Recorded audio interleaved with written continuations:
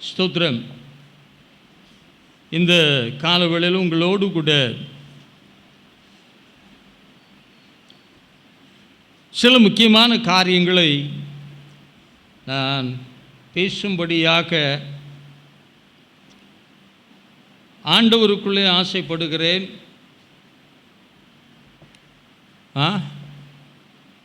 கேட்டு நம்மை மாற்றிக்கொண்டால் நிச்சயமாகவே அது உங்களுக்கு பலனை தரும் என்று சொல்லி ஆண்டவருக்குள்ளே நான் நம்புகிறேன். லூக்கா எழுதின சுவிசேஷம் 5ஆம் அதிகாரம் 7ஆம் வசனத்திலே உள்ள சில காரியத்தை மையமாக வைத்து படகுகள். இன்றைக்கி என்ன பிரசங்கம்? ஆமாம், படகுகளை நிறைய பேர் பார்த்துருப்பீங்கன்னு நினைக்கிறேன். இன்றைக்கி அநேகருடைய வாழ்க்கை எப்படி இருக்கிறது என்றால் படகு மாதிரியே இருக்குது. இந்த படகை வச்சு வேறு பிரசங்கெல்லாம் பண்ணுவாங்க. ஆனால் நான் இந்த கால வேளையில் ஒரு புது பிரசங்கம் பண்ணுறேன். நம்ம வாழ்க்கையும் எப்படி இருக்குது? படகு மாதிரி இருக்குது. தண்ணிக்குள்ளே விட்டா மிதப்போம், தண்டு வலிச்சா போகும், தண்டு வலிக்கிறத நிறுத்திட்டா கரைக்கு வந்துடுவோம், அலையோடு சேர்ந்து வந்துடுவோம்.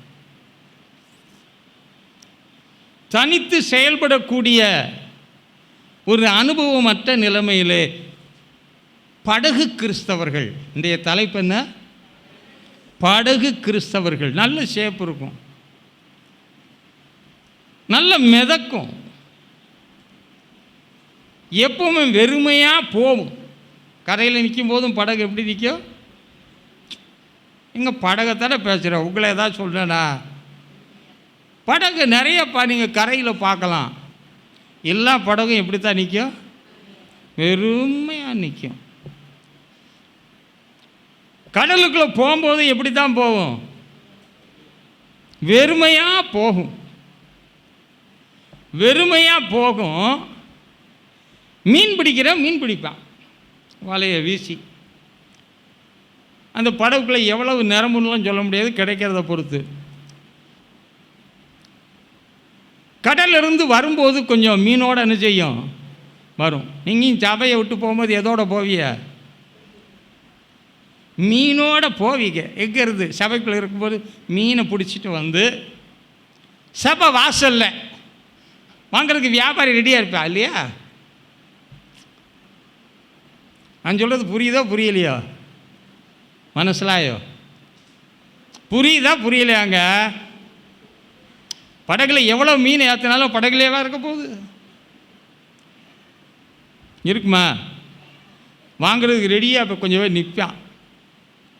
படகை பார்த்தோடனே அலர்ட் ஆகிடுவான். அந்த மாதிரி சிலது அலர்ட்டாக இருக்கும் நமக்காக. ஆகவே பிடிச்ச எல்லா மீனையும் தரம் பிரித்து நாமே ஏலம் போட்டு என்ன செய்வோம்? விற்றுவிட்டு வெறும் படகை மறுபடியும் கடல் ஓரத்தில் கட்டிவிட்டு மறுபடி எப்போ மீன் பிடிக்க போகணுமா எப்போ வருவோம்? கடற்கரைக்கு வரும். அப்பவும் போட்டு எப்படி இருக்கும்? நம்ம வாழ்க்கை கொஞ்சம் அப்படி கொஞ்சம் யோசித்து பாருங்கள். நான் சொல்கிறது கரெக்டாக இல்லையா? நான் சபையை விட்டே போக மாட்டேன் பாஸ்டர், சபைக்கிட்டே தான் இருப்பேன், தேவன் பக்கமாகவே தான் இருக்கிறேன்.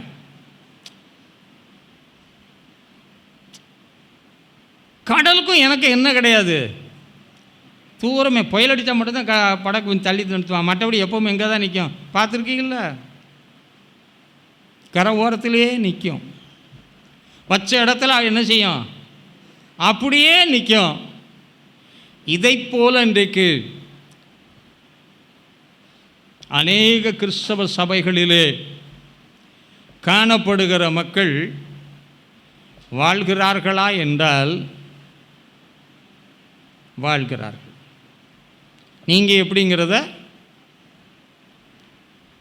உங்களை பார்த்தா உங்களுக்கு நல்லாவே தெரியும் என்று நம்புகிறேன். அந்த படகு நிரம்புவதற்கு நிறைய விதமான வலைகள் இருக்கும். அதே மாதிரி நம்மகிட்ட அந்த வலைகளை போல் என்ன வச்சுருக்கோம்? வச்சனம். வச்சனம். சோத்ரம். Hallelujah. Praise the lord. Amen. நிறைய வலை வச்சுருக்கோம். அவன் கூட கொஞ்சம் தான் வலை வச்சுருப்பான். உங்கள்கிட்ட விட்டால் வலையை என்ன செய்விய? நிறைய வலை வச்சுருப்பீங்க. சின்ன வலையிலேருந்து பெரிய வலையிலேருந்து எல்லாமே இருக்கும். அந்த வலையும் நீங்கள் எப்பவும் பாருங்கள், பிடிச்சி கொடுத்ததுக்கப்புறம் அது எப்படி சிக்கலோட வெறுமையாக இருக்கும். இன்றைய காலகட்டத்தில் வரும் காலங்கள் நீங்கள் நினைப்பது போல அல்ல. வரும் காலங்கள் மிகவும் கொடிய காலமாக இருக்கிறபடியால் எபேசியர் 1:9 படி காலம் ஆகும்போது என்ன ஆகும்போது? காலம் ஆகும்போது. இப்போ தேவன் வரத்தக்க ஒரு காலத்தை நோக்கி நாம் என்ன செய்கிறோம்? அன்று கரையிலே படகுகள் மீன் பிடிப்பதற்காக கரையிலே வெறும் படகாய் நின்றது போல கிறிஸ்துவின் வருகைக்காய், கிறிஸ்துவின் நாளுக்காய் மீட்கப்படுவதற்காக நாமும் ஆயத்தப்படுத்தி கொண்டிருக்கிறவர்களாய் இருக்க வேண்டும்.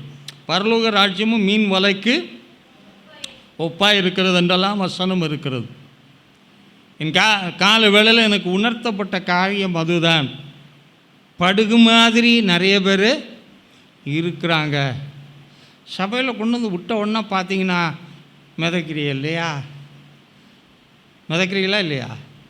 நீந்தி நீந்தி மிதக்கணுமே, மூழ்கணும் இல்லைங்க, மிதக்கணுமே. வீட்டுக்கு போய் பாருங்களேன், கரையில் உட்காந்த மாதிரி எப்படி உட்காந்துருக்கோம்? சப்புன்னு உட்காந்துருப்போம். செயலற்றவர்களாய். படகு தண்ணீரில் எளிதாக ஓடும், ஆனால் தரையில் நமக்கு அப்படித்தானே. சபைக்குள்ள வந்தால் ஓடுற மாதிரி இருக்குது. வீட்டுக்கு போனால் நகல மாட்டேங்குது. கொஞ்சம் பேர் சேர்ந்து தான் என்ன செய்யணும்? ரொம்ப நேரம் அதை தள்ளவும் முடியாது. படகு கரையில் ஒரு விதம், கடலிலே ஒரு விதம். படகு கரையிலும் இருக்க வேண்டும் என்பதற்காக அதற்கு சில நியதி. ஆனால் நம்ம எல்லா இடத்திலேயும் தேவனுடைய நாமத்தை மகிமைப்படுத்த வேண்டியவர்கள். இங்கே இருந்தாலும் சரி, சபையில் இருந்தாலும் சரி, செல்லும் இடமாக இருந்தாலும் சரி, எல்லா இடங்களிலேயும் நாம் தேவனை மகிமைப்படுத்துகிறவர்களாக இருக்கிறபடியினால் அந்த வெறும் மீன்பிடி படகுகளை போல இருக்காதுருங்க.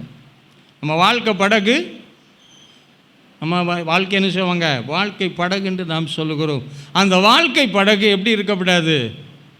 கரையில் ஒரு மாதிரி, சபையில் ஒரு மாதிரி இல்லாதபடி தேவனுக்கு உகந்த விதத்திலே காணப்படுவோம் என்றால், கிறிஸ்து இயேசுவுக்குள் நம்மை எல்லாவற்றிலேயும் அவர் வெற்றி சிறக்க வைத்து அவர் நடத்த முடியும்.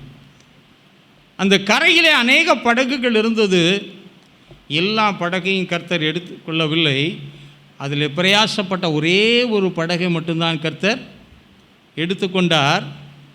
அதை எடுத்து பயன்படுத்தும் முன்பதாக படகுக்காரனை தள்ள சொன்னார். தள்ளி கடலில் விட்டதும் யார் தான்? அவர் வாட்டில் உட்காந்து பேச ஆரம்பித்தார். இதெல்லாம் நான் 40 நிமிஷம் தான் பேசினேன். இப்போ எனக்கு என்ன அறியாமலே ஒரு மணி நேரம் ஓடிடுது. பார்த்து தான் பேசுகிறேன். ஆண்டவர் ரொம்ப பாரம் உள்ளவர். மனுஷனுடைய நிலைமையெல்லாம் எல்லார் தேவைகளையும் சந்திக்கப்படணும்னு இருக்கிறவர். அதிகம் நெருக்கத்திலையும் போராட்டத்திலையும் கவலையிலும் கேள்வியிலும் மனபாரத்திலும் இருக்கிறவங்களோட பேசணும்னா கொஞ்சம் போதுமா? பேஷண்ட்டு மோசமான பேஷண்ட்டுனா நமக்கு ரொம்ப நேரம் கவுன்சிலிங் தேவைப்படுது. அதை மாதிரி நமக்கு கவுன்சிலிங் எப்படி என்ன செய்யுது? ரொம்ப நேரம் தேவைப்படுது. ஆனால் ரொம்ப நேரம் எடுக்க முடியாது. அப்போ ஆண்டவர் பேசும்போது எல்லாரும் சந்திக்கப்பட பேசினா நிச்சயமாக டைம் எடுத்து. அதுலேயும் பாருங்கள், ரொம்ப ஆக்டிவாக இருக்கக்கூடிய பேதுருவை தான் கூப்பிட்டாரு. எவனையாவது கூப்பிட்றாரா? ஹலோ, வாழ்க்கை படகையை வச்சிருக்கிற நீங்கள் உங்கள் படகு ஆசீர்வாதமாக கரையிலும் எந்த இடத்துல ஆசீர்வாதமாக இருக்கணும்னு ஆக்டிவ் மெம்பராக இருங்க. ஸ்டெப்னியாக இருந்து ஒரு பிரயோஜனம் இல்லை. ஸ்டெப்னியில் நீங்கள் பார்த்தீங்கன்னா இந்த விளையாட்டு டீம்லலாம் போவாங்க. ஒருத்தன் எப்படி யாரை உட்காந்துருப்பான்னா, ஆமாம், எவனாவது அடிபட்டானா என்ன செய்வான்? அவன் உருப்படியாக விளையாட மாட்டான். அவன் வந்தானே சீக்கிரம் போயிடுவான். ஏன்னா அவனுக்கு எல்லாமே தெரியும், ஆனால் அனுபவமே. ஆகவே இந்த கால வேளையில் சபையில் இருக்கிற எல்லாரும் எப்படி இருக்கணும்? செயல்படுகிறவர்களாகவே இருக்க வேண்டும். செயல்படுகிறவர்களாக இருந்தால், கடலில் மீன் பிடிச்சான், கரையில் மனுஷனை பிடிச்சான். ஆமென்.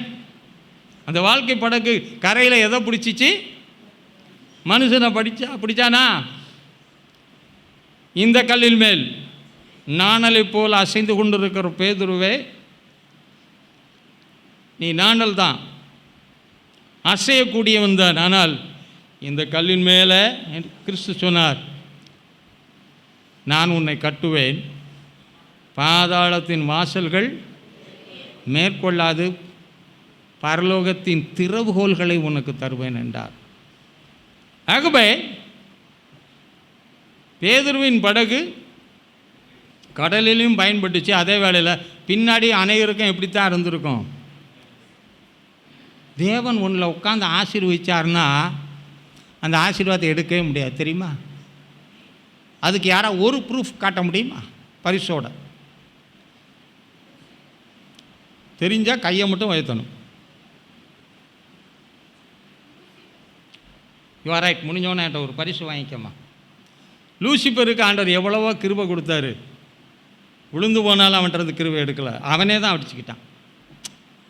அட அவனுக்கே அப்படின்னா சிலுவையில் எனக்காய் இங்கே இருக்கிற எல்லாருக்காகவும், நம்முடைய ஆசீர்வாதத்துக்காக, நம்முடைய மேன்மைக்காக, நம்முடைய நிறைவுக்காக அநேக காரியங்களை செய்தவர் மற்ற எல்லா ஈவுகளையும் நமக்கு கொடுக்காதிருப்பது எப்படி? ஆகவே பேதுருவிடத்தில் இந்த படகை கொடுத்தாலும் அந்த வெறும் படகா போய் மற்ற படகையும் நிரப்பும். மற்ற படகை நிரப்பிச்சா?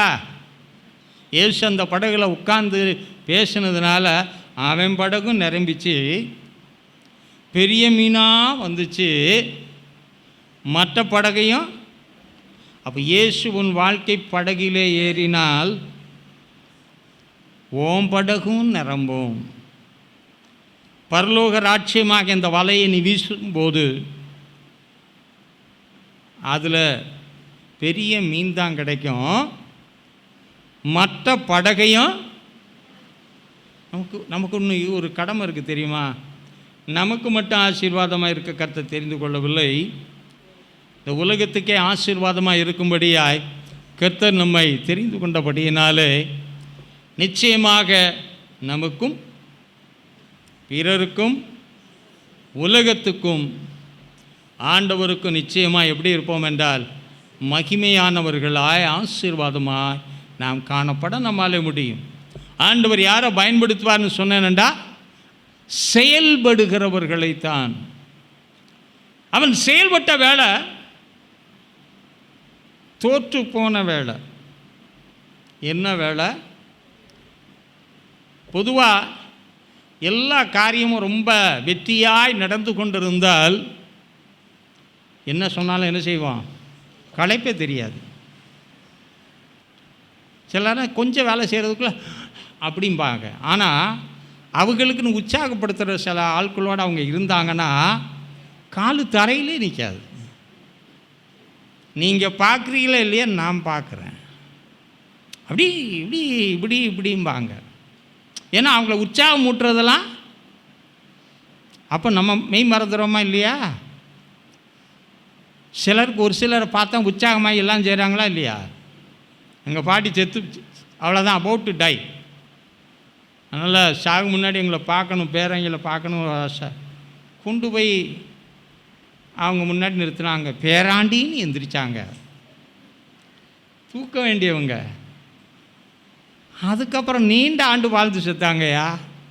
ஒரு அன்பு, ஒரு பாசம், அந்த ஒரு பார்வையே அவங்க எவ்வளோ ஏக்கம் இருந்துச்சோன்னு தெரியல. ஏன்னா அது கிராமத்து வாசி, நாங்கள் பட்டணத்து ஆள். பட்டணத்து ஆளை கிராமத்துக்கு போனால் போவானா? போகவே மாட்டான். எவ்வளோ காசு கொடுத்து அங்கே இருன்னா இருப்பானா? காஞ்சிக்கிட்டு தேஞ்சிக்கிட்டு ஒன்றும் இல்லாமல் போனால் எங்கே இருந்தால் கஷ்டப்படணுமா? அங்கே போக மாட்டான். ஆனால் அந்த ஏக்கம் எங்களை பார்த்த உடனே மாற்றம் எடுத்து சாகிற அவங்க காலங்கள் வாழ கிருபை செய்யும் என்றால்,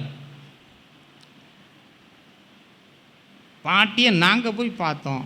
அதே மாதிரி இயேசுநாதர் யாரை பார்க்குறாரு? ஆமாம், அவர் உங்கள் மேலே நினைவாக இருக்கிறார். உங்களை ஆசீர்வதிப்பதே அவருக்கு பிரியம். அவர் உங்களை என்று வேறு யாரையுமே இந்த உலகத்தில் அவர் நேசிக்கவில்லை. முந்தி நம்மிடத்தில் அவர் என்ன செய்தாராம்? அன்பு கூர்ந்தார் என்று சொல்லப்படுகிறது, நம்மை அல்லாமல்.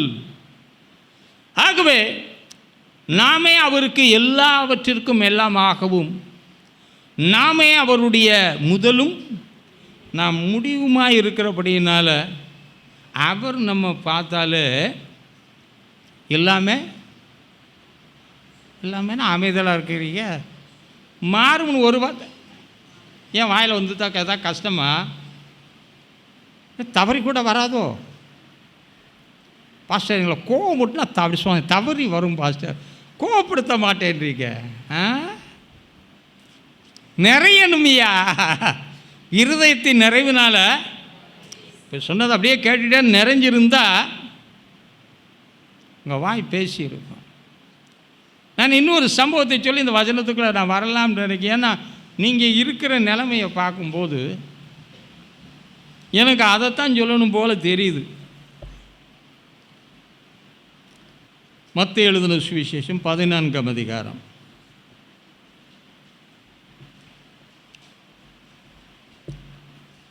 அதில் ஒரு சிலதை மட்டும் நான் சொல்ல விரும்புகிறேன். உங்களுடைய ஞாபகத்தில் அவைகளை வைத்துக்கொள்ளும்படியாய் ஆண்டவருக்குள்ளே ஆசைப்படுகிறேன். அந்த 14:31 ஆண்டவர் விதமாக சொல்கிறார்,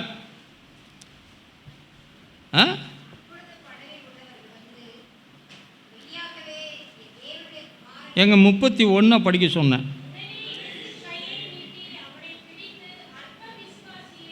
31 தானே சொன்னேன். 31 சொன்னா வேற சொன்னா? சரி. கண்ணேட்டு போட்டிருக்கவங்களுக்கு இந்த குழப்பம் வர்றது. சில இப்படி பார்க்கும்போது நம்பர்லாம் மாறி தெரியும். ஒரு தடவை பஸ்ஸில் இருந்து கண்ணாடி போட்ட புதுசில் தர மாதிரி தெரிஞ்சு கால் வச்சுட்டேன். பஸ்ஸு வேகமாக போய்கிட்டு இருக்கு. நான் படிக்கட்டுன்னு நினச்சி காலை வச்சுட்டேன். அது எதுன்னா தர கிருபை. உங்களெல்லாம் உசுரை எடுக்கணுங்கிறதுக்காக என் உசுரை அன்னைக்கு ஃப்ரண்ட் டயரில் மாட்டி சாவலை. மேப்படியிலிருந்து எங்கே வச்சுட்டேன்? அடுத்தபடின்னு தரேன்னு நினச்சி வச்சேன். பஸ்ஸில் இருக்க எல்லாருமே விலை வெளுத்து போயிட்டேன். கிருபையில் மான் கால்களை போல் ஓடிருச்சு. தப்பி பிழைத்தேன் உங்கள் உயிர் எடுக்கும்படியா. தேவன் நல்லவர், அவர் வல்லவர். கண்ணாடிக்கு சொன்ன விளக்கம் அதுவே. அதனால் உங்கள் தப்புக்காக நான் வருத்தப்பட மாட்டேன். நானும் கண்ணாடியை போட்டிருக்கிறேன். விசுவாசியே. என்ன விசுவாசி? சரி, வேதம் சொல்லுகிறது விசுவாசத்தை துவக்குகிறவரும் முடிக்கிறவரும் அவரே. அப்போ பேதுரு ஆண்டவரோடு கூட காணப்பட்ட அந்த நிலைமைகளை எல்லாம் பார்க்கும்போது பேதுரு ஒரு சாதாரணமான விசுவாசி அல்ல, சீடன் அல்ல, யோவானுடைய சீடன். யோவானுக்கு சீடனாக இருக்கிறதெல்லாம் ரொம்ப போடுன்னு போடுவான். எப்படி இங்கே இந்த பாஸ்டர்ட்டாக விசுவாசியாக இருக்கிறது கொஞ்சம் பேர் கஷ்டமாக இருக்குதோ, அதை மாதிரி யோவான் இடத்துல சீடராக இருக்கிறதும் ரொம்பவே கஷ்டம்தான். அவன் சாதாரணமான சீடனில் த பெஸ்ட் சீடன். அப்போ அவனுடைய அவன் ஏன் எப்போ எல்லாத்தையும் முந்தி இருந்தான்னா, எல்லாத்துலேயுமே அந்த மாதிரியே உரி வந்தனால இயேசுவுக்கு முன்னோடியாக யோவான் இருந்தான். இவனும் வந்து இயேசுவோட சேர்ந்த பிறகு எப்படி இருக்கணும்னு விரும்பிட்டான், முன்னோடியாக இருக்கணும்னு விரும்பிட்டான். பின்னோடிகளை நீங்கள் முன்னோடியாக மாறிவிடுங்கள். இதுவரைக்கும் பின்னாடியே வந்து பின்னாடியே இப்படி இருந்து போகிறவங்கள இருந்தால் எல்லாரும் கொஞ்சம் சீட்டில் அங்கேயே உட்காந்துருங்க, வேண்டான்னு சொல்லலை. கொஞ்சம் மன நிலைமையில் கொஞ்சம் கொஞ்சமாக அட்வான்ஸ் ஆகுங்க. அப்புறம் காலம் வரும்போது கர்த்தர் எங்கேயும் கொண்டு வந்து நிறுத்துவார், இங்கேயும் நிறுத்துவார். பாஸ்டருக்கு அதில் ரொம்ப சந்தோஷப்படுவேன். இங்கே இருக்க யார் பிரசங்கம் பண்ணாலும் சந்தோஷம். ஆனால் ஆண்டவர்கிட்ட ஒழுங்காக இல்லாமல் சபைக்கு ஒழுங்காக இல்லாமல் பிரசங்கம் பண்ணால் ஏற்றவே மாட்டேன். அதுக்குன்னு முறைமை இருக்குது. வளருங்கள், பெருகுங்கள், கர்த்தர் உங்களை ஆசீர்வதிப்பாராக. விசுவாசம் கேள்வியினால், யோவானுடைய வார்த்தைகளினாலே எனக்கு பின் ஒருவர் வருகிறார், பரலோக ராஜ்யம் சமீபமாயிருக்கிறது, அதற்கு வழியை ஆயத்தப்படும்படியாய் கர்த்தர் என்னை வைத்தார். அப்போ பேதுரு தேவனுடைய வார்த்தையை கேட்டு யார் மூலமாக கேட்டான்? அவருக்கு முன்னோடியாக அனுப்பப்பட்ட யோவானுடைய வார்த்தையை கேட்டபோதே அவன் ஆசை எப்படி மாறிடுச்சு? அவரை நான் சந்திக்க வேண்டும், அவரோடு நான் இருக்க வேண்டும். எவ்விதமாக யோவானோடு கூட ஒரு நல்ல சீடனாக காணப்பட்டது போல நான் யாருக்கும் சீடனாக வேண்டும் என்று விரும்பினான். ஆமாம், நம்முடைய ஆண்டவர் அத்திமரத்தின் நிழலின் கீழே உட்காந்து அவரை யோசித்தாலே அங்கேயே வந்து பார்த்துருவார். அத்திமரத்து நிழலில் இருந்தது நிக்கோதேமுக்கு, அவனுக்கு தான் தெரியும். ஆனால் இயேசுவுக்கு தெரியும்னு ஒரே போராட்டே, நீ அத்திமரத்து கீழே இருக்கும்போதே பண்ண எனக்கு தெரியும். அத்திமரத்துக்கு கீழே இருந்தாலும் தெரியும், மேலே உட்காந்தாலும் தெரியும், நீ போய் எங்கேயாவது இருந்தாலும் எங்கே இருக்கிறாயின்னு வந்துடுவார். ஆகவே எங்கே போனாலும் உங்களை விட மாட்டார். அதனால தான் தாவீது அழகாக சொல்லிட்டான், நான் வானத்துக்கு ஏறினாலும் சரி, பாதாளத்துக்கு போனாலும் சரி, நான் எங்கே போனாலும் சரி, இருளுக்குள்ளே என்னை மூடிக்கிட்டாலும் சரி, ஒன்றும் என்னை உமக்கு முன்பதாக எல்லாம் உமக்கு முன்பதாக வெட்ட வெளிச்சமாக இருக்கிறது என்று சொன்னது போல தேவனுக்கு முன்பதாக அறியப்பட்டிருந்தபடியினால தேவன் சும்மா எப்பவுமே சோடைகளை எடுத்துக்கிறதே இல்லை. தேவனுக்கு சோடைகள் தேவை. அதுக்காக இவங்களெல்லாம் உதவாக்காரன்னு இல்லை. நீங்கள் பிரயாசப்பட்டால் உங்களை என்ன செய்வார்? அந்த லெவலுக்குள்ளே போகிறார். நான் உட்காரணும் போகணும்னு நினச்சிட்டிங்கன்னா சாகு மட்டும் எப்படி தான் இருப்போம்? உட்காருவீங்க போயிடுவீங்க, உட்காருவீங்க போயிடுவீங்க, உட்காருவீங்க போவீங்க. அந்த உட்கார்ந்ததும் உங்களுக்கு பலம் தராது, போகிறதும். ஏன்னா வந்து உட்காரும்போது நீ ஆசீர்வதிக்கப்பட்டிருக்க வேண்டும், நீ போகும்போதும். ஆகவே நம்முடைய நோக்கங்கள் மாற வேண்டும். எல்லாரையுமே கர்த்தர் சேர்த்துக்கொள்ள விரும்புகிறவர் தான். அவர் யாரையுமே ஒதுக்குறாள். இல்லைன்னா யூதாஸுக்கு சீட்டு கொடுத்துருக்கவே மாட்டார். யூதாஸ் எப்போவுமே ஒரு கரை கட்டி, நம்மளும் சிலருக்கு என்ன வச்சிருப்போம் வெளியே சொல்ல மாட்டிய, சிலருக்கு அப்படி ஒரு கரை கட்டி வச்சுருப்போம். ஆண்டவர் அப்படி செய்யவில்லை. ஏனென்றால் அவருடைய படைப்பு, அவருடைய சுவாசம், அவர் பெயர், அவர் அவனுக்கு ஜீவனை கொடுத்தபடியினால் அவருக்கு யாருமே என்ன இல்லை, நல்லவராக இருந்தாலும் சரி தீயோராக இருந்தாலும் சரி மழையை வருஷிக்க பண்ணுகிறவர், நான் தேவனோடு நெருங்கி சேர வேண்டும் என்று விரும்பும்போது என்னை அதிகமாய் அதிலே உட்படுத்துகிற தேவனாக இருக்கிறார். இப்போ நீங்கள் பார்க்கும்போது நான் சொன்ன சம்பவத்தில் அற்ப விசுவாசம் இல்லாதவனேன்னு சொல்லலை. சீடரை சில காலங்களிலே சில சூழ்நிலைகளிலே விசுவாசம் இல்லாத மாறுபாடு, வசனத்தை முழுமையாக சொல்லுங்கள், இல்லைன்னா அதோட நிறுத்திங்க. மாறுபாடு உள்ள சந்ததியே எது மட்டும் உன்னோட பொறுமையாக இருப்பேன்னு சொல்லியிருக்கார். அப்போது அது எதை காட்டுகிறது என்றால், ஆண்டவர் சீடர்களை தன்னோடு இணைத்த பின்பு அவர்களுக்குள்ளே ஒவ்வொரு சூழ்நிலைகளிலேயும் ஒவ்வொரு வாழ்க்கை பாதையிலும் ஒவ்வொரு சின்ன சின்ன காரியத்திலேயும் அவர் விசுவாசத்தை உருவாக்கினார் என்பது அதிலே பொருள்பட இருக்கிறது. அப்படி இருக்கும்போது இது ஊழியத்தின் ஆரம்ப காலகட்டமாக இருக்கிறபடினால பேதுருவிடத்தில் அப்போ யோவானிடத்திலிருந்து வந்த பிறகு அப்பவும் ஒரு ஆள் விசுவாசம் நல்லா தான், ஏன்னா வருகிறவர், பரலோகத்தின் வழியை காட்டுகிறவர், மனம் திரும்ப இதெல்லாம் சொன்னதுனால அவரை பற்றி ஒரு நல்ல இருந்தனால அந்த உற்சாகத்தோடு கூட அவன் தேவனோடு இணைக்கப்பட்டபடியினால் மற்ற எல்லாரை காட்டிலும் அவர் இந்த இயேசுவோட இருக்கும்போது எப்பவும் பார்த்தாலும் முந்தி பேசினானா, சபையில் யாராவது முந்தி எதாவது செஞ்சால் நிறைய பேருக்கு பொறுக்காது, வயிறும் எரியுது, எல்லாமே சிலருக்கு இருதயமே வெடிச்சு போயிடுது. ஆகாதீங்க. நிறைய பேருக்கு பேதுரு மேலே என்னதான் இருந்துச்சு, சில கோபமும் இருந்துச்சு. ஆனால் அவனுடைய பலவீனத்திலிருந்து மறுதளித்து ஓடி போகிறதுலேருந்து எல்லாமே தெரிஞ்சாலும் கூட இயேசு இறுதி வரை அன்பாய்த்தான் இருந்தார். ஏனென்றால் அவர் உருவாக்குகிறவர், உருமாற்றி அவருக்கேற்ற விதத்திலே பயன்படுத்துகிறவர். அங்கே பாருங்கள், அற்ப விசுவாசி, அந்த விசுவாசம் இருக்கிறது. ஆண்டவர் விசுவாசத்துக்கு அளவு எவ்வளோ சொன்னார்? அப்போ இவனை இந்த வார்த்தை சொல்லலாமா? அப்போ கடுகுக்கு மேலே இருந்துச்சா இல்லையா? மேலே இருந்துச்சா கொஞ்சம் இருந்துச்சாங்க? கடுகுக்கு மேலே இருந்துச்சு. அதனால் என் பார்வைக்கு, ஆண்டவர் பார்வைக்கு எப்படியா இருந்துட்டு போகுது, அவர் பாடு அவன் பாடு, என்னால் சொல்ல முடியாது.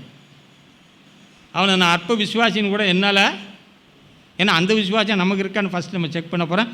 இந்த சப்ஜெக்டுக்குள்ளே ஒரு ஆடியோ கிளிக் இருக்குது, சீசஸ் அடிக்கலான்னு பார்க்குறேன். பாருங்க, இது சுவிசேஷ படகாய் மாறிவிட்டது. நான் ஏற்கனவே சொன்னேன், சொன்ன படகு என்ன படகு?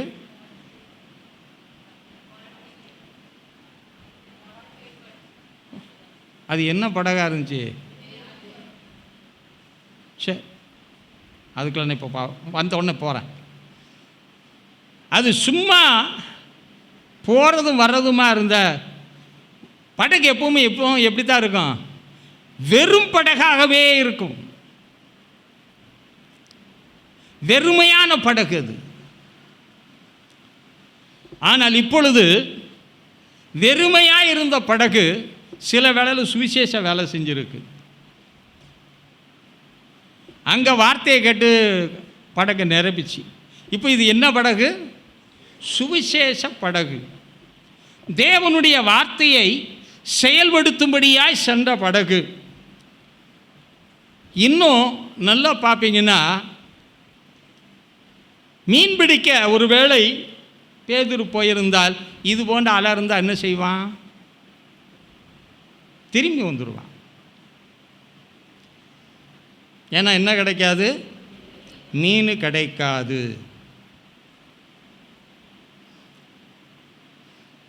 அந்த வெறும் படகும் கடலிலே பயணம் செய்ய வேண்டும் என்றால், கடலிலே சென்று மீன் பிடிக்க வேண்டும் என்றால், கடல் சூழ்நிலை அவர்களுக்கு சாதகமாக இருக்க வேண்டும். அன்னைக்கு சாதகமாக கடல் இருந்தது, ஆனால் மீன் கிடைக்கவே இல்லை. ஆனால் பகல் வேளை மீன் பிடிப்பதற்கு சாதகம் இல்லாத வேளை. ஆனால் தேவனுடைய வார்த்தையின்படி படகையிலே போய் வலை போடுகிறேன் என்ற போது மீன் நிறைய கிடைச்சது. That is a miracle. அது நாம் நினைப்பதை காட்டிலும் அவன் நினச்சிருக்கவே மாட்டான். வேண்டினதை காட்டிலும் முழுசும் பிரயாசப்பட்டேன், ஒன்றுமே கிடைக்கல. இப்போ உண்மை வார்த்தையின்படி போடுறேன்னா அந்த பரலோக ராட்சியமாகிய வலையை வீசின மாதிரி தேவனுடைய வார்த்தையின்படி வலையை வீசினா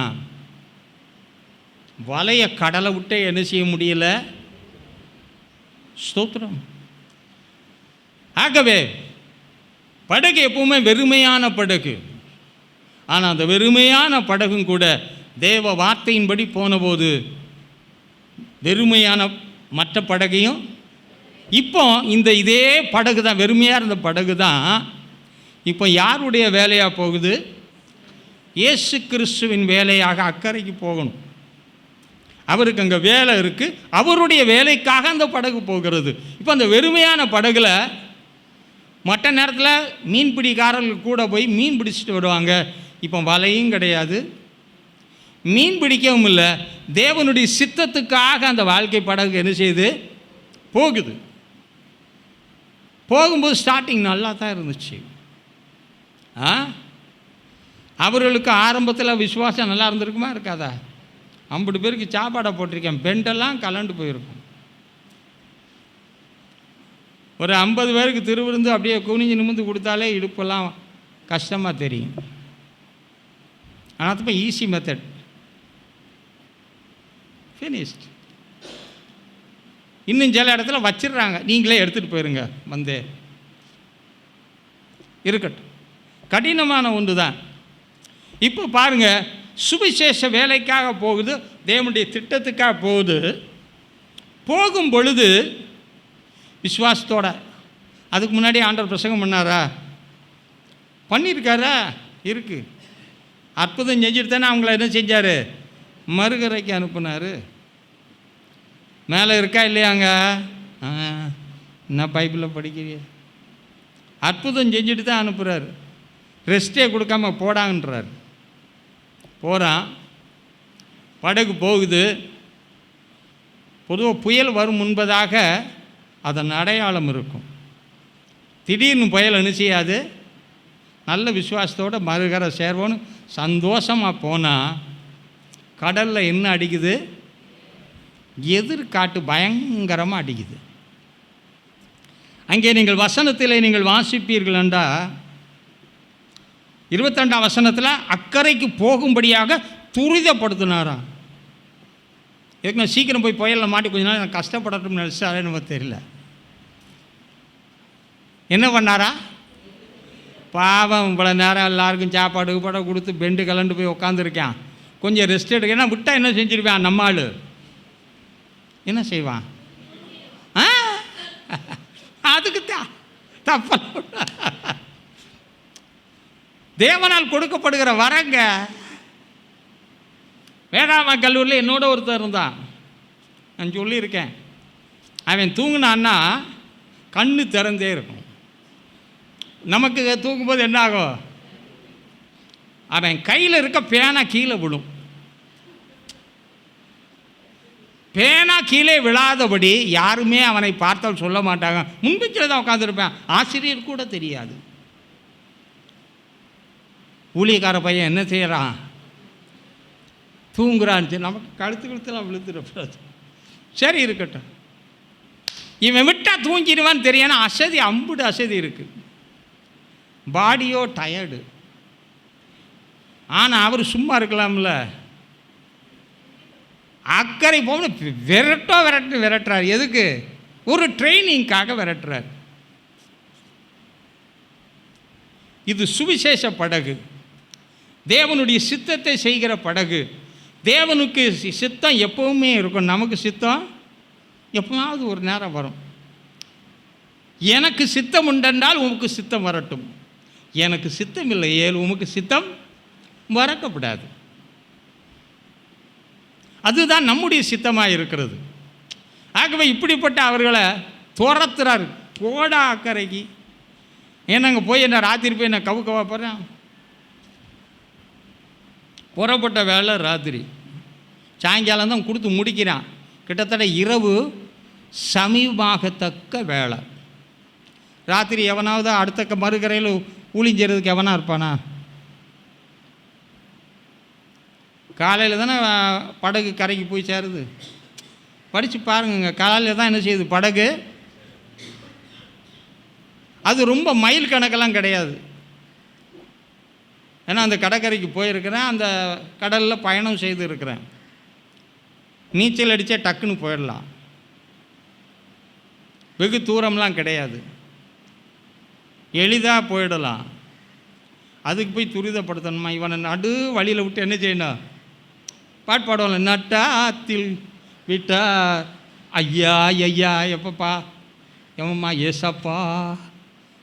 அவன் அந்த படி படுத்தணும்னு ட்ரைனிங்காகவே என்ன செஞ்சார்? ஆமாம், ட்ரைனிங் இருந்தால் தான் வி வில் பி ட்ரெயின்டு ஆனால் தான் we can train some other people. நமக்கு வேலை நாம் ட்ரெயின்ட் ஆகி அநேகரை ட்ரெயினிஸ் ஆக்கணும்.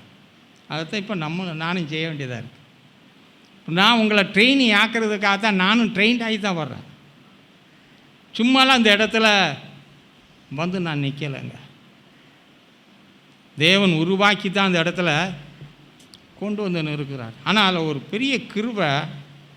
இந்த யாத்திராமத்தை படிக்கும்போது மோசையை பாதுகாத்து அந்த பாதையில் அவனை பாதுகாத்து நடத்துனதுக்காக அந்த முழு குடும்பத்தையும் கர்த்தர் தன்னுடைய பணிக்காக எடுத்துக்கிட்டார். மிரியாமை தீர்க்கதரிசி எடுத்துட்டாரா? ஆரானை போல் வேறு எந்த ஆசாரியனும் அவங்க கூட்டத்தையே உள்ளே போட்டு what a wonderful and marvellous things, ஆச்சரியமான காரியம்.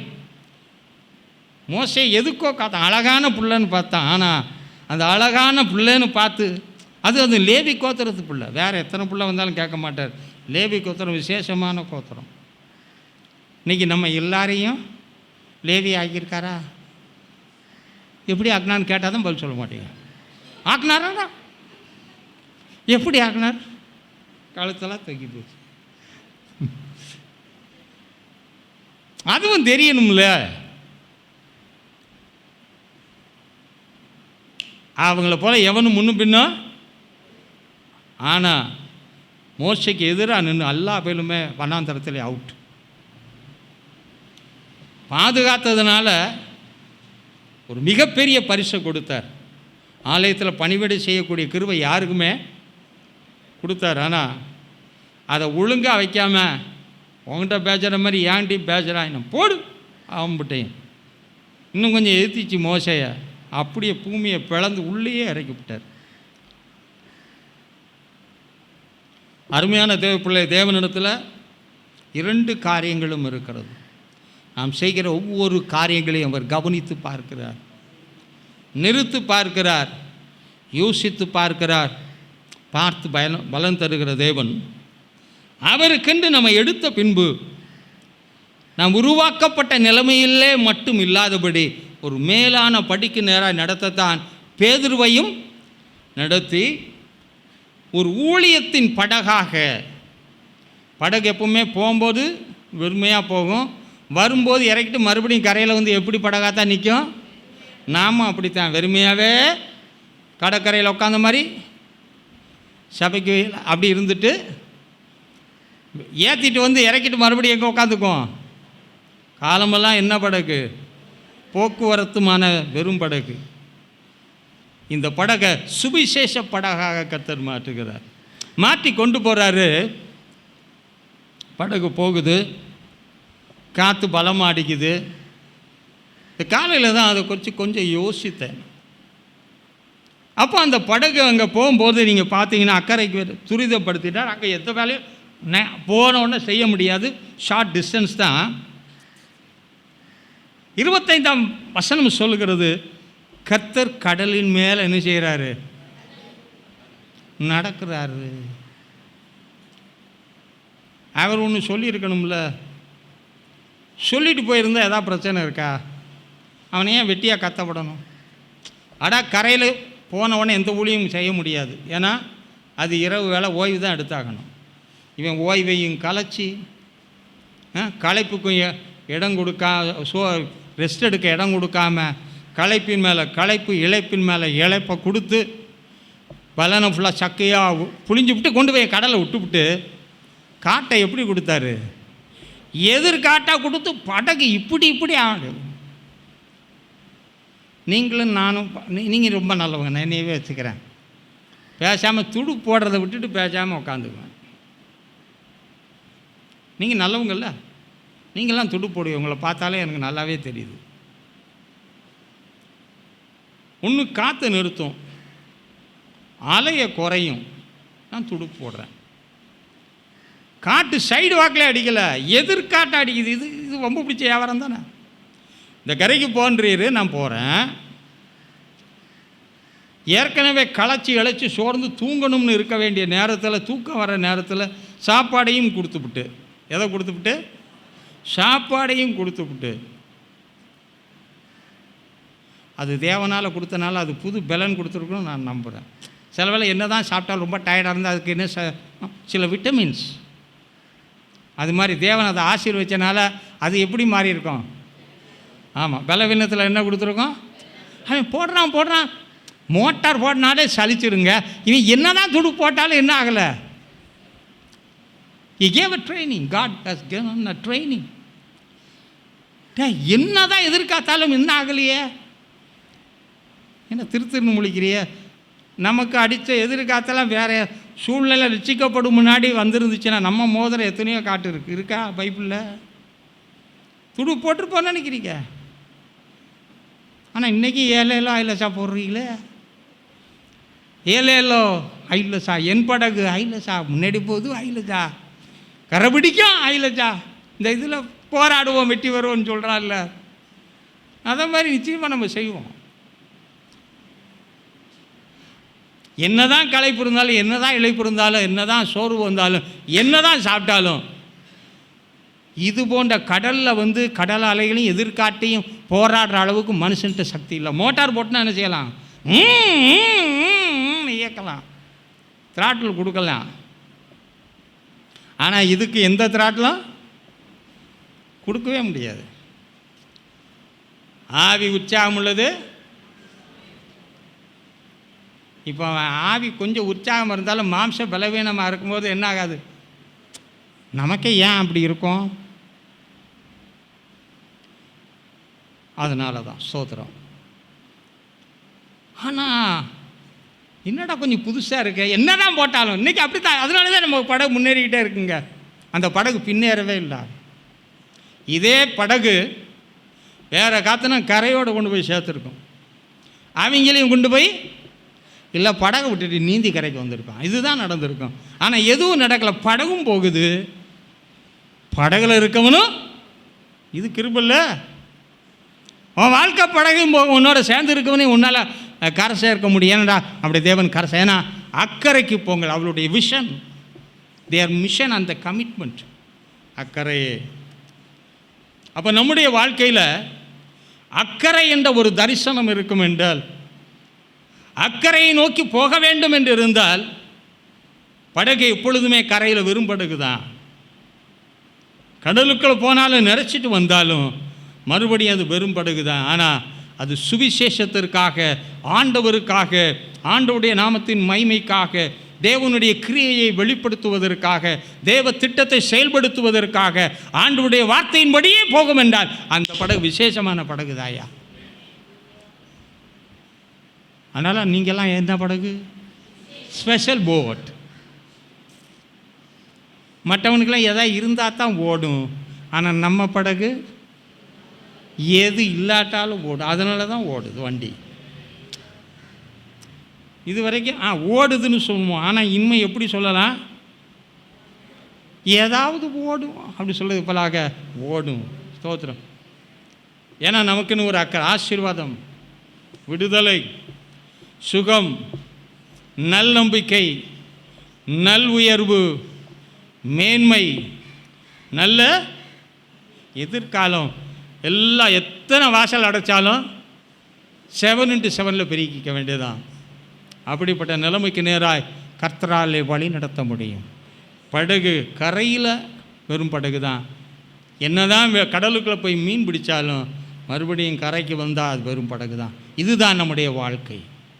ஆனால் தேவனுக்கென்று நாம் போவோம் என்றால் இந்த படகிலே தேவனுடைய நிறைவு எப்பொழுதும் இருக்கும். நம்ம படகு நிச்சயமாக கரையை பிடிக்கும். யார் படகு கரை பிடிக்குதோ இல்லையோ, ஆமாம். இப்போ கர்த்தர் ட்ரைனிங் கொடுக்குறாரு. இப்படியா ட்ரைனிங் கொடுக்கணும்? நானே சில கஷ்டத்தின் பாதையில் நடத்தும்போது ஆண்டவர்கிட்ட நானே சொல்லிக்க, நீங்கள் பரிசுத்தவான்கள் அப்படிலாம் சொல்ல மாட்டீங்க. ஏயா எங்கள் பலன் இவ்வளவு தான் இருக்குன்னு உங்களுக்கு தெரியுமே. அப்போ நமக்கு வசனம்லாம் டக்கு டக்குன்னு வரும். திராணிக்கு மேலே திராணியே போயிடுச்ச, என்னையா அர்த்தம்? இப்போ நிறைய பேர்ட்ட கேளுங்க, பாட்டு மட்டும் போய் சொல்லி பாடுவோம். திராணி கெமேலா கசோதி கேப்பாடா பிடிச்சோட கூப்பிட்டு கேட்கடுவேன். பாட்ட என்ன பண்ணுறது? ஏதோ போகிற ட்ரைனிங். சாயங்காலத்திலிருந்து விடிய காலம் வரைக்கும் மனுஷங்க பிள்ளைய படாத பாடு. ஒரு இரவன நிச்சயம் ஒரு விடியல் இருக்கு. ஒருவேளை உன்னுடைய வாழ்க்கை ராக்காலம் துக்கத்தை போல இருந்தாலும் நிச்சயமாக ஒரு நல்ல பகற்காலம் உண்டு. ஒரு போராட்டமாய் இருந்தாலும் அது நல்ல போராட்டமாய், ஒரு துக்கமாய் இருந்தாலும் அது சந்தோஷமாய் மாறும். ஒரு கண்ணீராய் இருந்தாலும் அது நிச்சயமாய் ஆனந்த கண்ணீராய். நீ சிறுக ஒருவேளை விதைத்திருக்கலாம், சிறுக அறுக்க மாட்டாயா, பெருக அரைப்பாய். ஒருவேளை கண்ணீரோடு நீ விதைச்சிருக்கலாம், கண்ணீரோடு அல்ல கெம்பீரத்தோடு அறுக்க கர்த்தர் கிருபை செய்வார். ஆகவே இது கர்த்தர் உண்டு பண்ணின நாள். இதிலே நாம் வெறும் படகாய் எப்பவுமே கரையில் இருக்கிறது போல் அல்ல. இந்த படகு எங்கே இருந்தாலும், அதுதான் சொல்லுவேன், எந்த காட்டில் விட்டாலும் தேவ பிள்ளைகளால் வாழ முடியும். படித்தவன் வாழ முடியாத இடத்துல, எல்லாமே திறமை இருந்தும் எல்லாமே இருந்தவன் சாதிக்க முடியாத இடத்துல சாதிக்கக்கூடிய ஒரு நபர் உண்டென்றால் அவன் தேவ மனுஷனே. பத்மோஸ் தீவில் யோவானை போட்டாலும், யோவான் ஸ்நானன் தப்பாக வந்துடுச்சு. நீங்களும் உடனே சொல்லியிருக்கலாம், என்னடா தப்பாக சொல்கிற, உலக பைபிள் படிக்கலை, பரவாயில்ல. அங்கே போனால் திரும்ப மாட்டாயா, வெளிப்படுத்தலோட வெளியே வந்தான். ஆமென். நீ வெளிப்படுத்தலோட வருவ. இருக்க எல்லாருக்கும் என்ன வேணும்? நிறைய பேர் சொல்ல மாட்டேன்றீங்களா, உள்ள பாடே பெரும்பாடாக இருக்குது, இன்னும் என்ன வெளிப்பாடு, எல்லாம் வலிச்சுக்கிட்டு போகிற பாடாக இருக்குது. எல்லாம் மாறியா, சில முடி வலிக்கணும், முடி வேணும்னா வலிச்சுக்குவாங்க. கர்த்தர் உங்களுக்கு கிருபை செய்வாராக, கர்த்தர் உங்களை நடத்துவாராக. அவங்களுக்கு ட்ரைனிங்காக தான். இந்த ட்ரைனிங் வேறு யாராவது கொடுத்தானா அவன் செய்வான். இந்த படகுல இப்படி போவனும் வேறு சீடன் சொல்லி இருந்தா செய்வானா? அப்போ யாரை கொண்டு செய்ய வைக்கணுமோ அவரை கொண்டு செய்ய வைப்பாரியா. அல்லேலூயா. உங்கள் வீட்டில் யார் சொன்னாலும் நீங்கள் ஒரு வேளை செய்யாத ஆளாக இருப்பீங்க. ஆனால் ஒரு நேரம் வரும், நடுக்கடலில் விட்டு தான். ஏன்னா அப்போ தான் இங்கேயும் வர முடியாது, ஓரத்துலன்னா ஓடி வந்துடுவல்ல. அவருக்கு தெரியும், அதனால தான் அக்கறைன்னு சொல்லிவிட்டார். நடு இடத்துல தான் கர்த்தர் என்ன செய்வார்? பிடிப்பார். அதுவும் கொஞ்சம் நெஞ்சமா இப்படின்றான். படகு இன்ச்சு கூட நகல மாட்டேங்குது. நாம இருந்தாலும் கொஞ்ச நேரம் இன்ச்சு நகலெல்லாம் என்ன செய்வோம்? விடாமுயற்சி இருந்ததுங்க. இன்ச்சு நகலாக இருந்தாலும் விடாமுயற்சியோடு இருக்கு. பின்வாங்காமல் இருக்கா? தேவன் அதைத்தான் பார்ப்பா. பின்வாங்காமல் இருக்குதா? பின்வாங்கினா ஈடேற மாட்டார். இருக்கிற இடத்துல இருந்தாலும் பெட்டர் தான். இயேசு நிச்சயமாக வரப்போகிறார். பாஸ்டர் இருக்க இடத்த விட்டே அசைய முடியல, எல்லா பக்கம் ஆணி அரைஞ்ச மாதிரி இருக்கிற இடத்தோட. கவலைப்படாத, எல்லாத்துக்கும் ஒரு காலம் உண்டு. இருக்க ஒரு காலம் உண்டு, ஓட ஒரு காலம் உண்டு. உன்னை எரிந்து விட சில காலங்கள் இருக்கலாம். நிச்சயமாக உன்னால் சேர்க்கக்கூடிய ஒரு காலம், கனவீனப்படுத்த ஒரு சில காலம் இருக்கலாம். ஆனால் இன்னொரு காலம் உன்னை கனம் பண்ணக்கூடிய காலமும். ஆகவே நெகட்டிவ் சைடை பார்க்காத, எதிர்மறையானதை பாராதே, நேர்மறையானதை பாரு. வேதம் சொல்லுகிறபடி தேவன் நமக்கு நியமித்திருக்கிற ஓட்டத்தை அந்த இடத்துல ஒன்றுமே நடக்கலை. நாம் இருந்தால் கூட நிறைய டிஸ்கஷன் வரும். இப்போ சபைகளில் சில காரியங்கள் நடக்கும்போது நல்ல விசுவாசிகள் அவங்களுக்குள்ள சில டிஸ்கஷன் நடக்கும். ஆண்டவிட எத்தனை சர்க்கிள் இருந்துச்சு? 9, 3 அது மாதிரி இருப்பாங்க. சபைகளில் சர்க்கிள் இருக்கும். பெந்தேகோஸ்தே சபையில் சர்க்கிள்னு கிடையாது. அவங்களுக்குள்ள சர்க்கிள் கமிட்டி அப்படி சில சர்க்கிள்லாம் இருக்கும். அதெல்லாம் தெரியாதோ? சில சர்க்கிள் இருக்கும். இந்த சர்க்கிளுக்குள்ளும் எதிராக பேசக்கூடிய சில வேளைகளில் ஒரு காரியம் எதிராக நடந்தா சீடனே பேசுவான். ஆண்டவரை இப்போ தானே கல்லறிய திடுறேன், அங்கேயே போறீர. சரி போவேண்டா, வாங்கடா, சாகும்படியாக போவோம். எனக்கு இருக்கிற அந்த இன்பத்தை எல்லாரோடையும் என்ன செஞ்சிட வேண்டியது. ஆமாம், என்னதான் இருந்தாலும் பார்த்து சொன்னால் செய்ய மாட்டார். அவர் எப்பவுமே என்ன செய்வார்? அதைத்தான் செய்வார். சரி என்ன பண்ணுறது, இந்த சபைக்கு வந்து சேர்ந்துட்டோம், போகணும்னு நினைக்கிறேன், போக முடியல. சிலர் போகணும்னு நினைக்காங்க, அவங்களால முடியல. இருக்கணும்னு நினைக்கிறாங்க, இருக்கவும் முடியல. அது ஒரு மாயை. ஆனாலும் எப்படியோ போய்கிட்டு இருக்கு. சரி என்ன செய்வோம்? போய்கிட்டே இருப்போம்.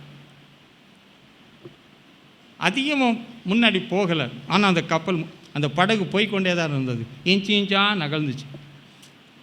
அங்கே பைபிள் சொல்லுது, இவங்க தண்டு வலிக்கிறது, படுகிற கஷ்டத்தை ஆண்டவர் கண்டு அங்கே மலையிலிருந்து என்ன செஞ்சாராம்? சரி, அவர் மலையில் தானே போய் ஜெபம் பண்ணார். வேறு படகுல வரலைங்கிறதுக்காக தான் முதலே போட்டிருக்கோம். வேறு எந்த படகு அங்கே எல்லாமே கரெக்டாக இருக்குங்க வசனம். இல்லைன்னா வேறு படகுல வந்தார்னு நினச்சிருப்பாங்க. அவர் படகு எடுக்கவே மாட்டார். படகே இருக்கிறனால இருக்கிற எல்லா படகையும் அங்கே ஓச்சி விட்டுவிட்டு தான் அவர் அந்த வர்றாரு. சரி, இவங்க தண்டு வலிக்கிறத பார்த்து, கஷ்டத்தை பார்த்து அவர் என்ன செய்கிறாரு? 3 சுவிசேஷமும் படிங்க. ஒன்றில் படித்தா அவங்களுக்கு சிலது தெரியாது. ஏன்னா சொல்லும்போதே ஒருத்தர் என்ன இப்படியெல்லாம் பாச வளர்றாரு, போய் படிச்சு பாரு. ஒவ்வொரு சுவிசேஷத்துலேயும் சற்று வித்தியாசங்கள் இருக்கும். சம்பவம் ஒன்று, வித்தியாசங்கள் இருக்கிறது இருக்கட்டும். நேராக பட்டுன்னு வரணுமா இல்லையா? டக்குன்னு பறந்து வந்திருக்கலாம்ல. ஏற்கனவே எதிர்காட்டு, படகு போக முடியாமல் அலை உண்டு கொண்டு இருக்கிற அலை இங்கிட்டும் அங்கிட்டுமா தள்ளுது. இங்கிட்டு அங்கிட்டும் தள்ளுறத சரி பண்ணுறது எவ்வளோ கஷ்டம் தெரியுமா? தண்ணியில் போனவங்க ஒன்றும் வேண்டாம். இந்த டேங்கரில் அரை டேங்கில் தண்ணி வச்சுருந்தான்னா, பெட்ரோல் இருந்தால் வண்டி ஓட்டினா லம்பும். இந்த கேஸ் சிலிண்டரில் அரை சிலிண்டரை என்றைக்கா எடுத்துகிட்டு போய் பாருங்கள், நம்ம வண்டி அலம்பும். உலகம் சொல்லுவோம்ல, குறையிடம் அது மாதிரி கூத்தாடும். விசுவாசத்தோடு உள்ளே வந்து விசுவாசத்தை கர்த்தர் பல காரியங்களினால உருவாக்கினாலும் இந்த இடத்துலையும் தேவன் நிறைய பிரசங்கங்களையும் பண்ணியிருக்கார். ஏன்னா முன்கூட்டி சில காரியத்தை பூஸ்ட் பண்ணுற ஆண்டவர். இப்போ இவ்வளவு அலசடிப்பட்டிருக்க பாவம், தேவன் நம்ம புரிஞ்சுக்கிட்ட மாதிரி வசனம் சொல்லுது. ஆனால் அவர் செய்கிறத பார்த்தா எப்படி தெரியல. சிலரை பார்த்து சொல்லுவாங்க, நீ புரிஞ்சுக்கிட்ட அந்த மாதிரிலாம் செய்வியா? கேட்டது இல்லையோ? நீங்கள் நல்ல பரிசுத்தவான்கள் போல இருக்கு, என்னை புரிஞ்சுக்கிட்டு தான் இப்படி செய்கிறீங்களோ அப்படின்னு கேட்பாங்க. நீங்கள் எவ்வளோ பரிசுத்தவான்களாக இருக்கீங்க. முகத்தில் எந்த நிறைய பேர் முகத்தில் சலனமே கிடையாது. இந்த உலக இங்கே சர்ச்சில் இருக்கீங்களா? வசனம் புரியுதா? சிலர் அப்படியே பறந்துட்டுருக்காங்க. சோத்திரம் சோத்திரம். எல்லாரையும் பார்க்கிறேன், நீந்துகிறதையும் பார்க்கிறேன், மிதக்கிறதையும் பார்க்கிறேன், மூழ்கிறதையும் பார்க்கிறேன், வந்து வந்து போகிறதையும் பார்க்கிறேன். இப்போ இந்த இடத்துல நேராக தானே வரணும். சேட்டை பண்ணுறாரு.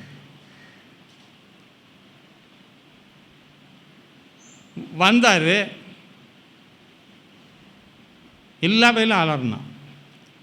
என்னன்னு சொல்லி அலறினா, வேஷம். என்னடா வேஷம், பிரவேசமாக இருக்குது. பல வேஷம் போகும் இல்லையா, குடி, அந்த பிரவேசம், இந்த பிரவேசம். இப்போ அவங்களுக்கு என்ன வேஷமாக இருக்குது? வேஷம். பிசாசு விரட்டினவனுக்கு. நான் நிறைய பிசாசு வரேன். இந்த வாட்டர் டெவலை நான் இது வரைக்கும் என்ன செஞ்சதில்லை. பல டெவல் பார்த்துருக்கேன். இது ஒரு புது டெவலாக இருக்க, அவருக்கு எப்படி இருக்குன்னு பார்த்துக்குங்க. பிசாசுன்றான நம்மளை பார்த்து சத்தமாக சொன்னது கேட்டுச்சா கேட்கலன்னு எனக்கு தெரியலை. ஆவேசம் என்று போ, நான் மறந்தால் நம்ம எல்லாம் ஆவேசத்தில் ஆவியில் நடந்திருப்பியா. அப்பால இப்போ சாத்தாங்க. இன்னும் என்னென்ன பாஷையெல்லாம் வருமோ தெரியாது. ஜெபம்னாலாம் நிறைவு வராது. சில பார்த்து பயந்தால் என்ன வந்துடுது, பல பாஷை வந்துடுது. இவனுக்கு எந்த பாஷையுமே வரல. ஆவேசம்னு அலர்னா கண்டு அலறினான் என்று போட்டிருக்காங்க. உடனே நீங்கள் பார்ப்பீங்கன்னா கடலில் நடந்து, எப்படின்னா பிதா கட்டளையிடாமல் அவர் எதையுமே செய்ய மாட்டார். அது ஒரு நோட். அது சர்க்கஸில் தான் டெமான்ஸ்ட்ரேட் பண்ணி காட்டுவாங்க, என்கிட்ட என்னென்ன திறமை இருக்குதுன்னு காட்டுவாங்க. God is not a demonstrator. செயல்படுத்தி தன் திறமையை வெளிக்காட்டுகிறவர் அல்ல. என்னுடைய சீடனில் ஒருவன் இன்னைக்கு நடப்பான், அதுதான் அவருடையது. அப்போ பிதா சொல்லியிருப்பார், இன்னைக்கு ஒருத்தன் ஆள் நடப்பான், ஐயா நீ நடந்து போ. அவன் அலறுவானே, பரவாயில்ல நீ நடந்து போ. எல்லாம் பயப்படுவானே, நீ நடந்து போ. நடந்து போயிட்டு அவன் அலறும்போது சொல்லணும், நான் தான் சொல்லுன்னார். என்ன சொல்ல சொன்னார்? நான் தான். எப்படின்னா அந்த நான் தான் என்ற வார்த்தை அந்த குடும்பம், அந்த குடும்ப லெவலில் பழக்கப்பட்டவங்களுக்கு மட்டும்தான் அது தெரியும். நமக்கு சிலருக்கு சில சத்தத்தை பார்த்தாலா வந்துருச்சுப்பா, அது வந்திருக்கு. எது அது? நான் தான் என்ற வார்த்தை. இப்போ விசுவாசத்தில் படிப்படியாக உருவாக்கினாலும் நான் தான் சொன்ன உடனே எல்லாம் கப்பிச்சிப்புன்னு ஆயிட்டாங்களா? கண்டு பயந்தான். பயந்துக்கிட்டே இரு அப்படின்னு இல்லை, தேவன் மாற்றுகிறவர், பயத்தை மாற்றுகிறவர், கலக்கத்தை மாற்றுகிறவர், உற்சாகப்படுத்துகிறவர். கலங்கும்போது கலங்காதே என்று சொல்கிறவர். சொல்கிற அழகான வார்த்தையை அதில் பயன்படுத்துகிறார். கடலில் நடக்கிறதை கண்டு அவர்கள் கலக்கமடைந்து, ஒவ்வொருத்தரும் ஒவ்வொரு மாதிரி கலங்கியிருப்பான் போல இருக்கு.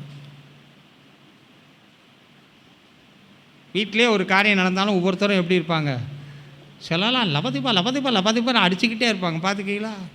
வாய் நிற்கவே நிற்காது. ஏன் விடு, அதெல்லாம் முடியாது. நீங்கள் வேணால் சும்மா இருக்கலாம், ஆனால் என்னால் என்ன செய்ய முடியாது. அது ஒவ்வொரு விதமாக கலங்குது. நம்ம வீட்லேயும் அப்படி தானே. சிலர் பேசாமல் உட்காந்துருப்பாங்க. அடப்போட்டு இதெல்லாம் பார்த்தது தான், இதெல்லாம் தெரிஞ்சது தான், கம்முன்னு ஆயிட்டாங்க. பயத்தினால் அலறினார்கள். கலக்கம் டபுள் டோஸ் ஆகிருக்கு. இந்த வேலையை உண்டாக்குனதே அவர் தான். இந்த மாதிரி அலையை கொண்டு வந்து இது பண்ணிவிட்டு அவனை ஏற்கனவே ஓச்சிப்புட்டு கடலை வந்தாலும் சும்மா வந்திருக்கலாம்.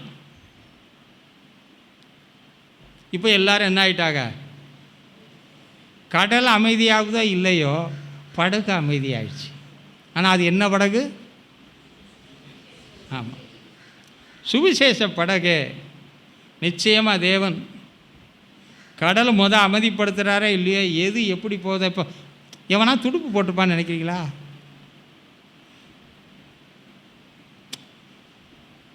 இதெல்லாம் இமேஜினேஷனாக பார்க்கணுங்க. எல்லாம் என்ன அப்படியே ஒரு மாதிரி மேய்ச்சிலுத்து போய் இப்போ அதே படகு அதே அலை தண்டு வலிக்கலான பின்னோக்கி போகலாம். ஆமென். தேவன் ஒரு வார்த்தை சொன்னால் அது என்ன? ஓ 9 மை காட், என்னையும் காக்கணும், உங்களையும் காக்கணும்.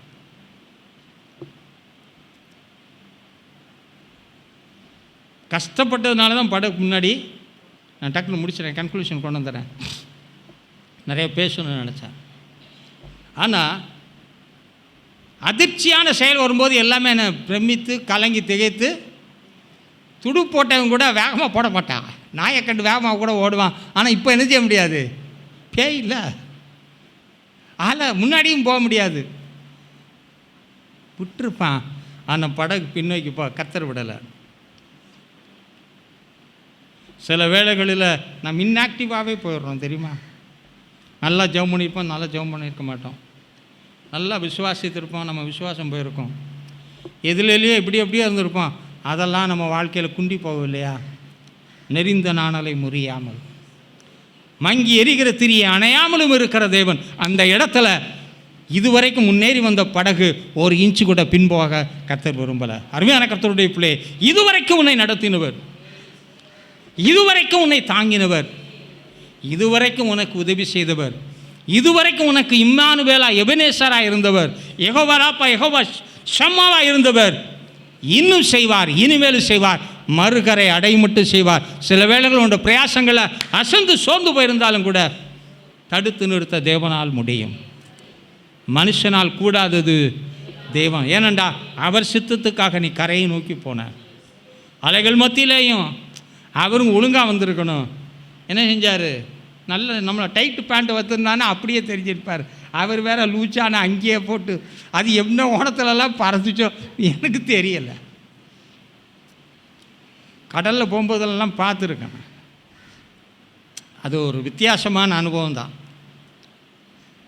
ஏன்னா ஒரு தடவை எங்களை கொண்டு கப்பலை காட்டுறதுக்காக தூத்துக்குடியில் பே கட்டியிருப்பான். இயற்கையான இல்லை செயற்கையான ஒரு இது. அதில் எப்போவுமே அந்த கேப்டன்ஸ் கொண்டு போய் விட்டுட்டு கூட்டு வர ஒரு சின்ன லான்ச் இருக்கும். அப்போ எங்கிட்ட சொன்னாங்க, மரியாதையை நல்லா பிடிச்சிங்க. நாங்கள் போகும்போது தான் பார்த்தோம் அலை. சாதாரண நாட்களுங்க, புயல் அடிக்கிற நேரம் இல்லை. அவர் சொன்னார், பயங்கரமான புயலையும் இதெல்லாம் நாங்கள் இப்படி தான் போவோம். அப்போ எப்படி இருந்துச்சு, சாதாரண நாட்கள் அடித்து அலை கொஞ்சம் அசந்தா நம்மளை தூக்கி உள்ளே போட்டுரும்.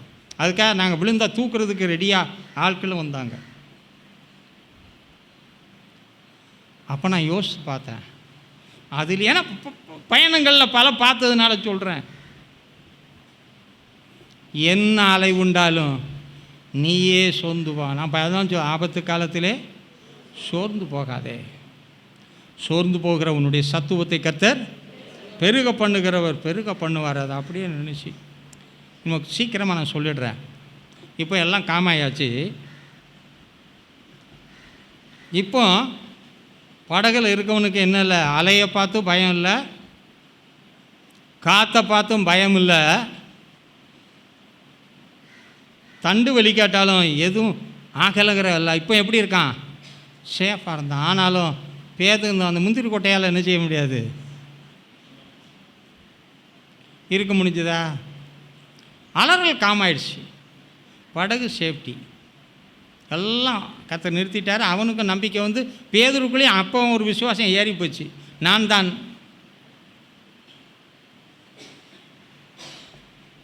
தண்ணியில் இறங்கிட்டார். இப்போ நீரையானால் உம்மிடத்தில், அது சுருக்கமாக சொல்கிறேன், அதுக்காக தான் சொல்கிறேன். இப்போ வந்துட்டார், மூழ்கலை, அலை ஒன்றுமே செய்யலை. இயேசுவை பார்த்தே போனார் இல்லையா. இப்போ இயேசு தானே கன்ஃபார்ம்டு. தண்ணீரில் நடந்தனால மூழ்க மாட்டேன்னு கன்ஃபார்ம்டு. மறுபடி இது வரைக்கும் எதை பார்த்து பயப்படல. முத இது வரைக்கும் படகுல போகும்போது தண்ணீர் அலை காற்றை எதை பார்த்தா பயந்தாங்களா? இயேசுவை பார்க்கும்போது மட்டும்தான் பயந்தான். அதுக்கு சில கருத்துக்கள்லாம் இருக்குது. அதெல்லாம் பார்த்து பயப்படல, இயேசுவை பார்த்தா பயந்தான். இப்போ அதை காம் பண்ணிட்டார். இறங்குறான் கீழே, இயேசுதான் கன்ஃபார்ம்டு. இதுவரைக்கும் படகுல இருந்து பேதுரு என்ன செய்யலை, பயப்படலை, எதுவும் செய்யலை. ஆவேசம் போல் கண்டு அதுவும் எல்லாமே கன்ஃபார்ம் ஆகி கன்ஃபர்மேஷனோடு இறங்குறாரு. வேறு சில வேலை டிக்கெட்டில் வந்து வெயிட்டிங் லிஸ்ட்டில் எடுத்தோம்னா கன்ஃபார்ம் பண்ணிக்கணும், மறுபடியும் கன்ஃபர்மேஷனும் போட்டுட்டான். ஓகே, ஒழுங்காக போயிருக்கணுமா இல்லையா?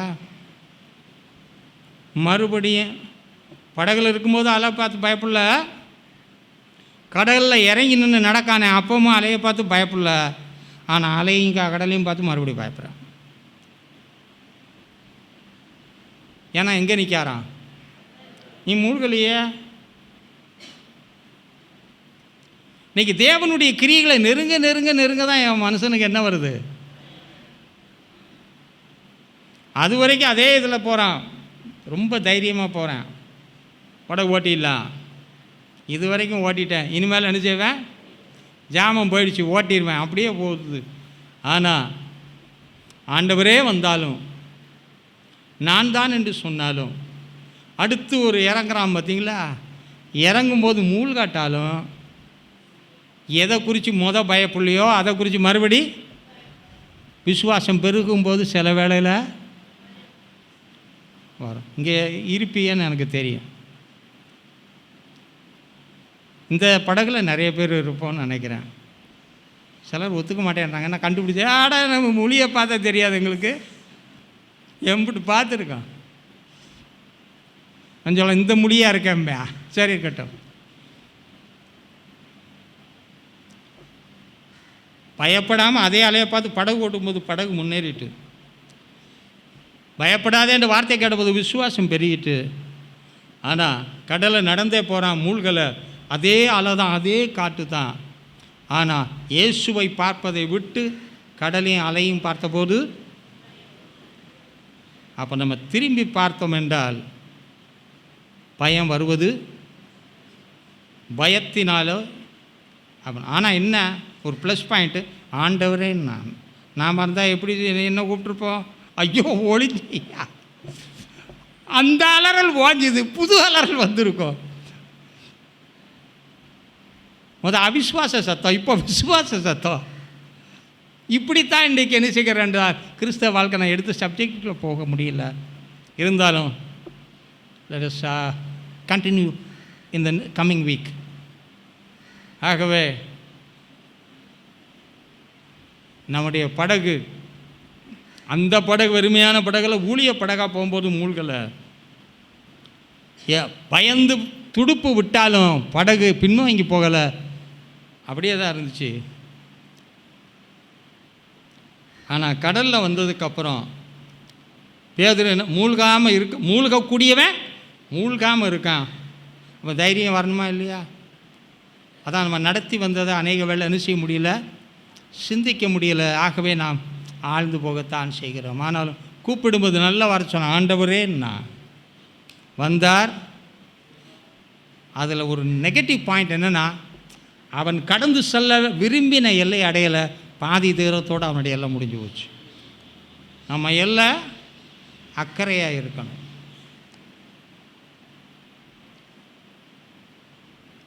ஆண்டவரும் அந்த இடத்துல நிற்கலை, மார்க்கில் அவஸ்தான் கடந்து போகிற, அதுதான் அவனை ரொம்ப பயப்படுத்தி பிடிச்சி. நின்றுக்கிட்டு இருந்தாருன்னா என்ன இருக்கும், அவரும் செலவெல்லாம் வான்ட்டு அவர் பாட்டில் வண்டியை விட்டுக்கிட்டு இருப்பார். இதெல்லாம் நம்ம வாழ்க்கையில் நடக்கக்கூடிய சகஜமான காரியங்கள். அவன் நடந்தாலும் ஓடாட்டாலும் நான் மூழ்காமல் இருக்கேன், அலை அடித்தாலும் நான் ஒன்றுமே ஆகலை. அதை நம்பி முந்தி பயப்படாததுக்கு மறுபடியும் என்ன செய்யப்படாது, படகுல இருந்தாலும் பயப்படப்படாது, கடலில் இருந்தாலும் எங்கிருந்தாலும் வார்த்தையினால் நம்மை தாங்குகிறவர்.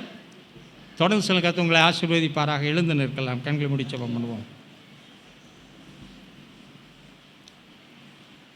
எங்களை அளவில்லாமல் நேசிக்கின்ற எங்கள் அன்பும் இறக்குமில்ல நல்ல தந்தையை நீ கொடுத்த நல்ல ஆசீர்வாதமான வேலைக்காய் துதிக்கிறோம். படகு எப்பொழுதுமே வெறும் படகாக அது காலமெல்லாம் நிற்கக்கூடிய படகு தான். ஆனால் என்று உம்முடைய வார்த்தைக்காக அந்த படகு கடந்து சென்றதோ, அது இக்கரையிலும் அக்கறையிலும் அது ஆசீர்வாதமான படகாக, அழிவிலிருந்து காக்கப்பட்ட படகாக, எதிர் நிலைமைகளிலேயும் முன்னேறி செல்கிற படகாக இருந்தது போல எங்களுடைய வாழ்க்கை படகு கரையிலே ஆசீர்வாதமாக இருக்கணும். அது என்ன பயணமாக இருந்தாலும் அதில் ஆசீர்வாதமாக இருக்கணும். தொடர்ந்து உடைய பிள்ளைகளை நடத்துங்க, ஆசீர்வதிங்க. இயேசுவின் இன்ப நாமத்தில் பிதாவே. என் ஆத்துமாவே கர்த்தரை ஸ்தோத்திரி, முழு உள்ளமையோட பரிசுத்த நாமத்தை ஸ்தோத்திரி. என் ஆத்துமாவே கர்த்தரை ஸ்தோத்திரி, கர்த்தர் செய்த சகல உபகாரங்களையும் மறவாதே. ஆமென். கர்த்தர் தாமே உங்களை யாவரையும் ஆசீர்வதிப்பாராக. ஆமென்.